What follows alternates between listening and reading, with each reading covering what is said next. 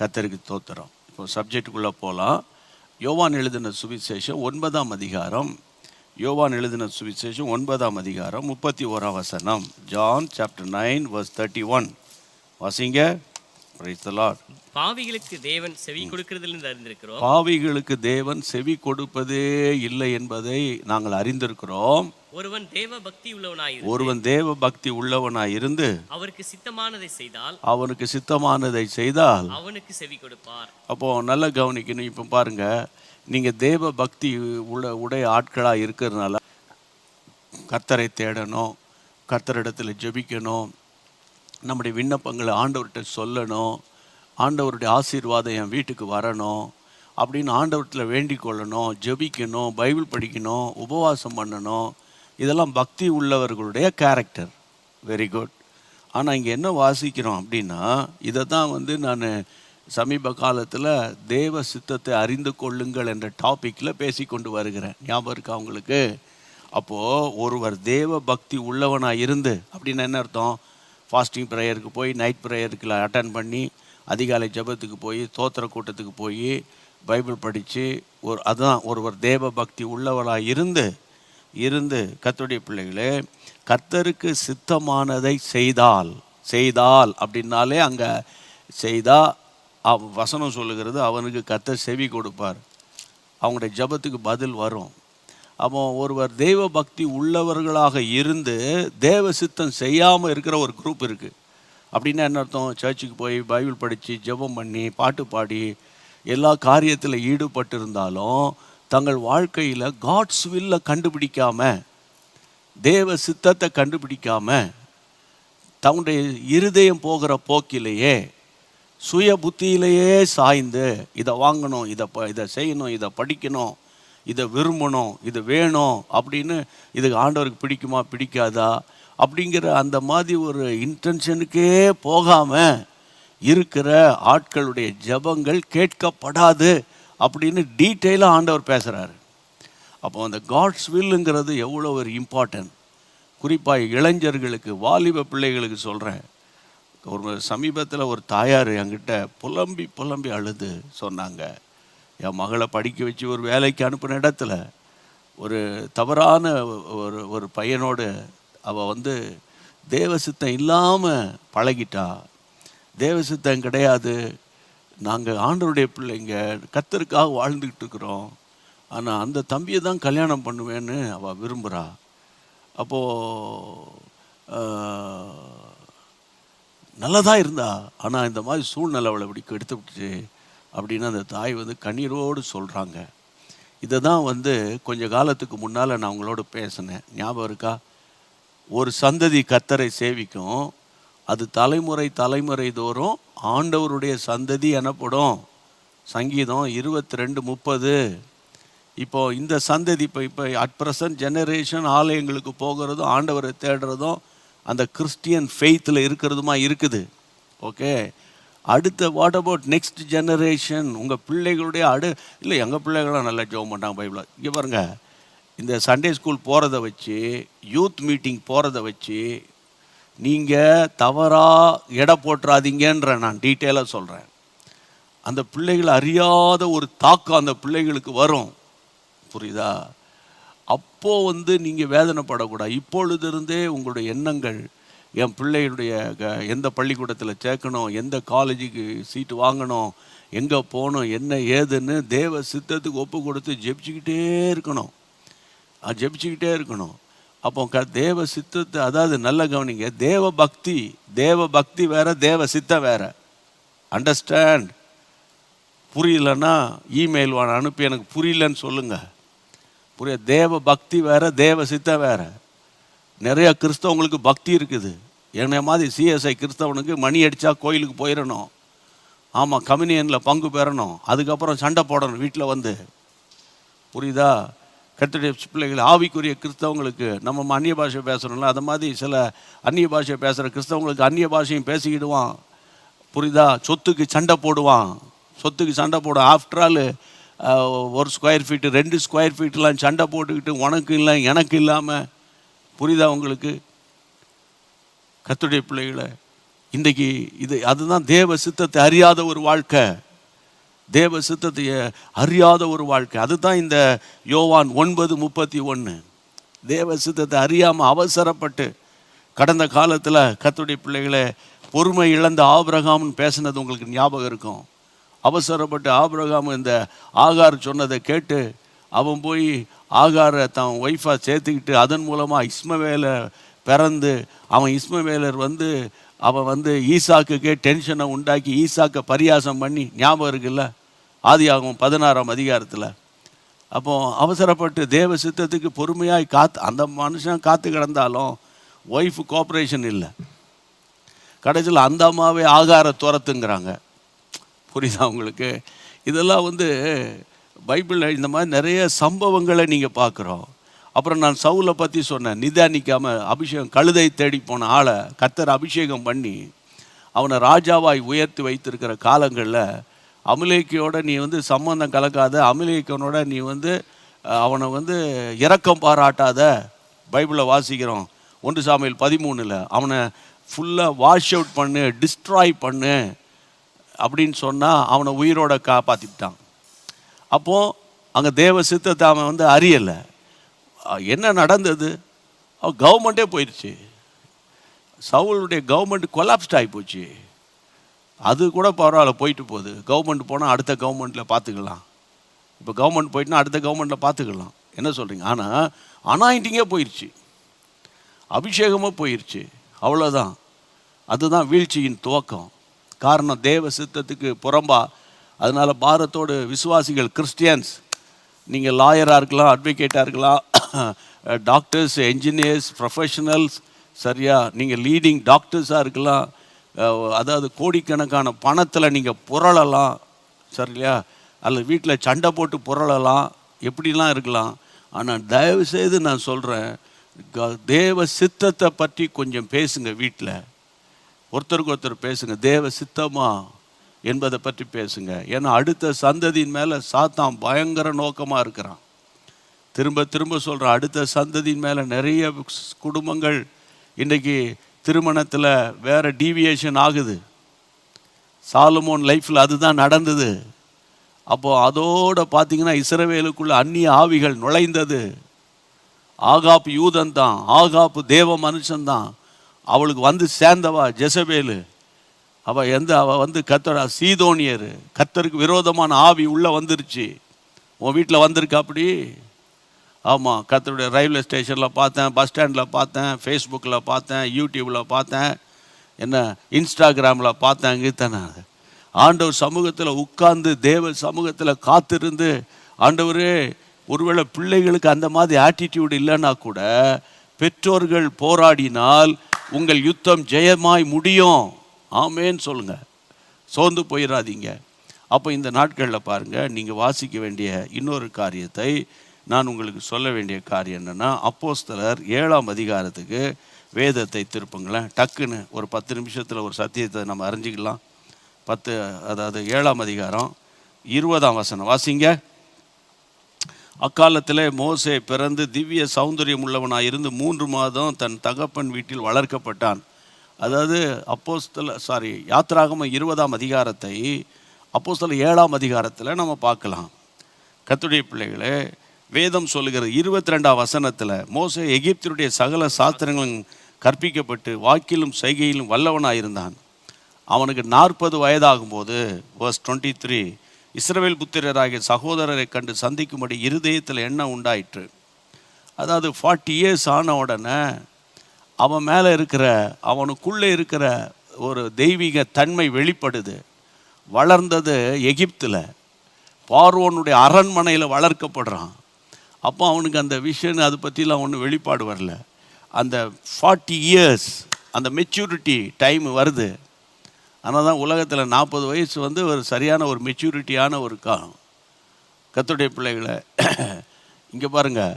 அப்போது இந்த 40 வயது ஆனவுடனே அவன் இருதயத்தில் சகோதரரை சந்திக்கணும்னு இருதயத்தில் எண்ணம் கொண்டு அவர்களில் ஒருவன் அநியாயமாய் நடத்தப்படுவதை அவன் கண்டு துணை நின்று எகிப்தியனை வெட்டி துன்பப்பட்டவனுக்கு நியாயம் செய்தான். தன்னுடைய கையினாலே தேவன் தனக்கு ரட்சிப்பை தருவார் என்று அவர் தன் சகோதரர்கள் அறிந்து கொள்வார்கள் என்று நினைத்தான், அவர்களோ அறியலை. கர்த்தருடைய பிள்ளைகளை, அதாவது 2 பேர் சண்டை போட்டுக்கிட்டாங்க. அப்போ எகிப்தியனை வெட்டி கொன்னுட்டான். அப்புறம் நீங்கள் அடுத்த வசனத்தை நீங்கள் வாசிக்கணும். 28லேருந்து வாசிங்க. 28, 29 வாசிக்க கேட்கலாம். நேற்று அந்த எகிப்தியனை கொன்றது போல, நேற்று நீ அந்த எகிப்தியனை கொன்றது போல என்னையும் கொன்று போட மனதாயிருக்கிறாயோ என்றான். சரி, இந்த வார்த்தைகள் நிமித்தம் மோசே ஓடிப்போய் இந்த வார்த்தை நிமித்தம் மோசே ஓடி போய் மீதியான் தேசத்திலே சஞ்சரித்துக் கொண்டிருந்தான். மீதியான் தேசத்தில் சஞ்சரித்து கொண்டிருந்தான். இந்த வசனத்தை இன்னும் கொஞ்சம் வித்தியாசமாக யாத்ராகமத்தின் புத்தகத்துக்கு திருப்புங்க. யாத்ராகமத்தின் புத்தகத்தில் நீங்கள் வாசிக்கும் போது 3ஆம் அதிகாரத்துக்கு வாங்க. யாத்ராகமத்தின் புத்தகம் 3ஆம் அதிகாரத்தில் கர்த்தருடைய பிள்ளைகளே, நீங்கள் வாசிக்க வேண்டிய வசனம் என்னன்னு கேட்டால், கர்த்தருடைய வசனத்தை நீங்கள் வாசிக்கணும். அவன் அவனை கொன்றுவான். கொன்ற உடனே அங்கே அவன் பயந்து போய் அவன் ஓடும்போது பார்வோன் இதை கேள்விப்படுகிறான். கர்த்தருடைய பிள்ளைகளே, அந்த வசனத்தை நீங்கள் எடுத்து வச்சுக்கணும். வாசிங்க அந்த வசனத்தை. பார்வோன் அந்த காரியத்தை கேள்விப்பட்ட போது, பார்வோன் அந்த காரியத்தை கேள்விப்பட்ட போது மோசேயை கொலை செய்ய வகை தேடினான். மோசேயை கொலை செய்ய வகை தேடினான். அதாவது 2ஆம் அதிகாரம் 15ஆம் வசனம். 2ஆம் இந்த வெட்டிவிட்டான், கொன்னுட்டான் அப்படின்னு பார்வோன் கேள்விப்பட்ட போது மோசேயை கொலை செய்ய வகை தேடினான். அப்பொழுது மோசே பார்வோனிடத்திலிருந்து தப்பி மீதியான் தேசத்துக்கு போனான். துறவண்டையில் ஒய்ஃபை மீட் பண்ணுறான். அதுக்கப்புறம் அவங்க கல்யாணம் பண்ணுறான். அந்த டெவலப்மெண்ட்லாம் உங்களுக்கு தெரியும். ஆனால் நான் என்ன எங்களுக்கு சொல்கிறேன், 7ஆம் அதிகாரம் அப்போஸ்தலர் 7:29 இந்த வார்த்தை நிமித்தம் மோசே ஓடி போய் அவ்வளோதான் இருக்குது.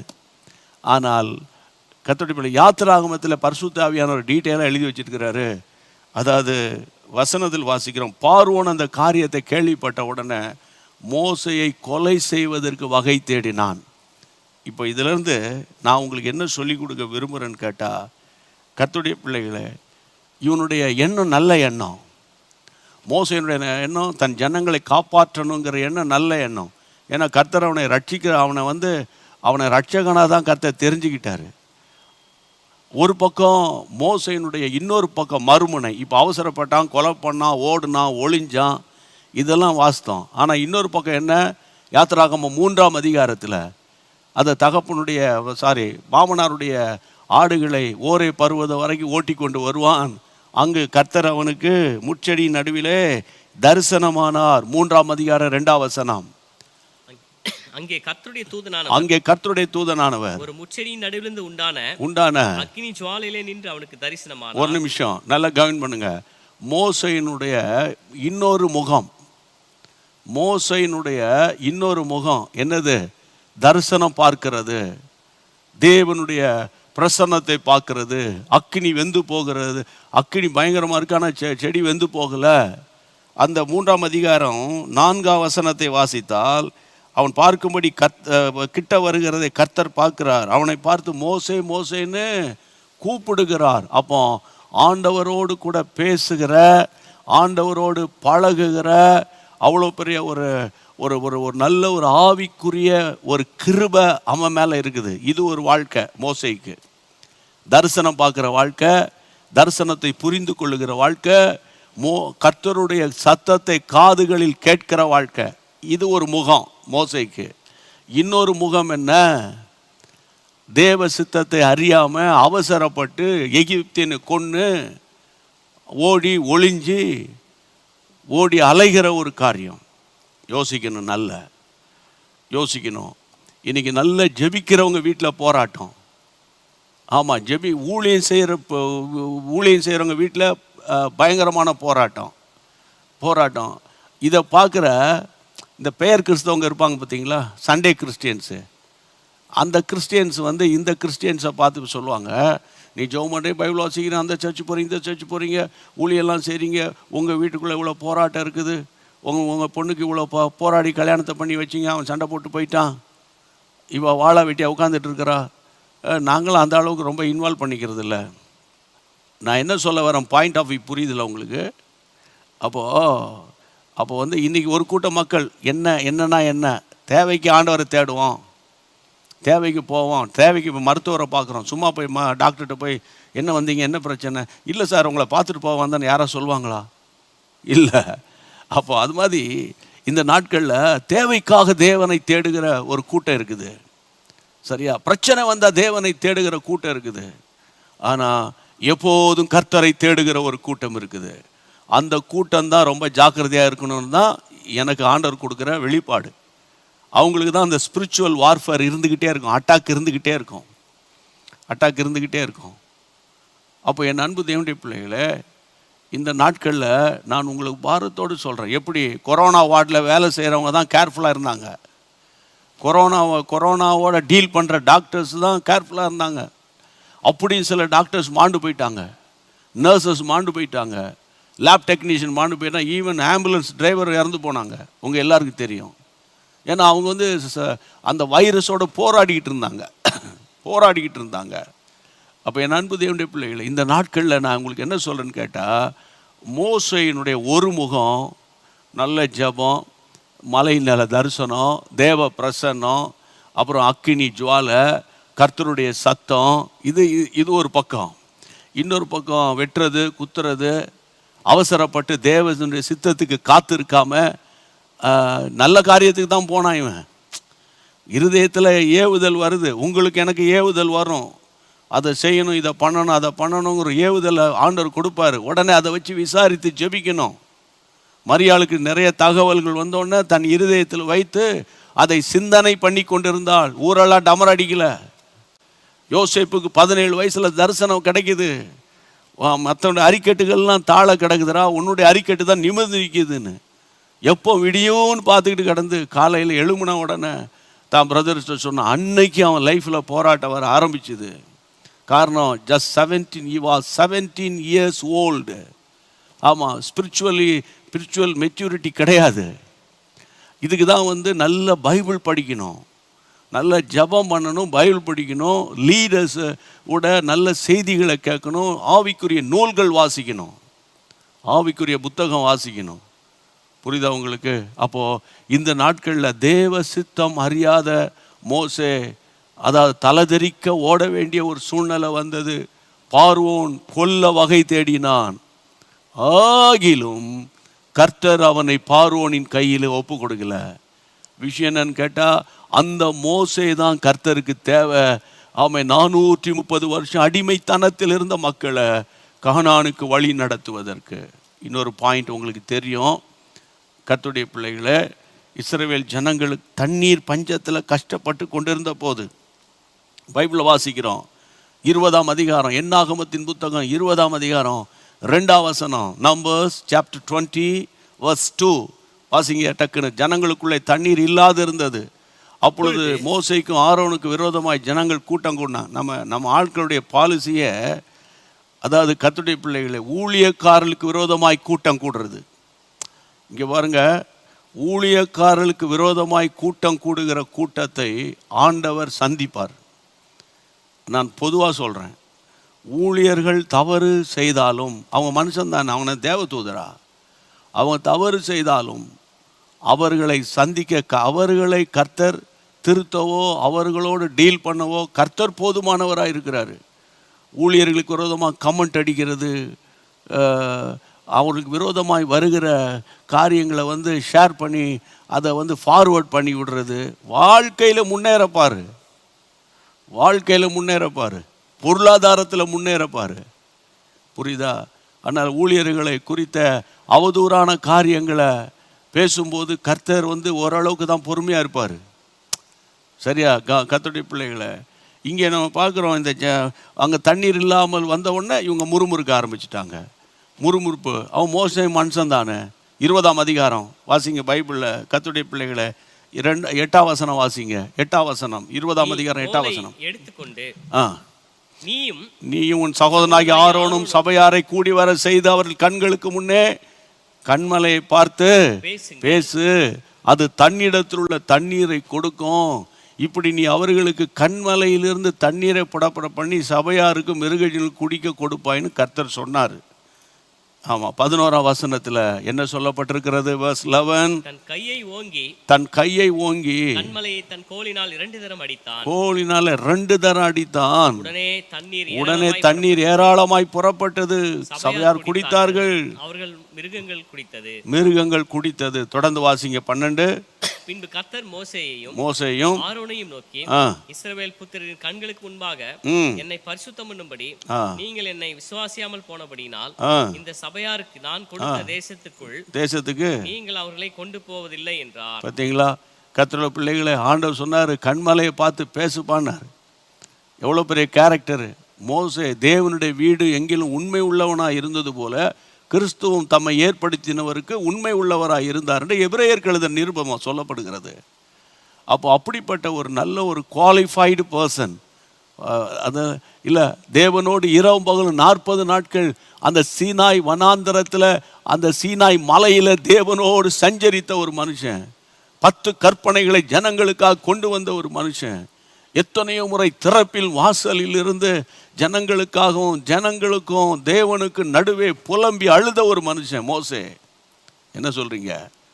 அப்போ ஆனால் இந்த இடத்துல அவன் டென்ஷன் ஆகி, வசனம் சொல்லுகிறது, ஆண்டவர் பேசுன்னு சொன்ன இடத்துல அவன் 2 முறை அடிச்சுவிட்டான்.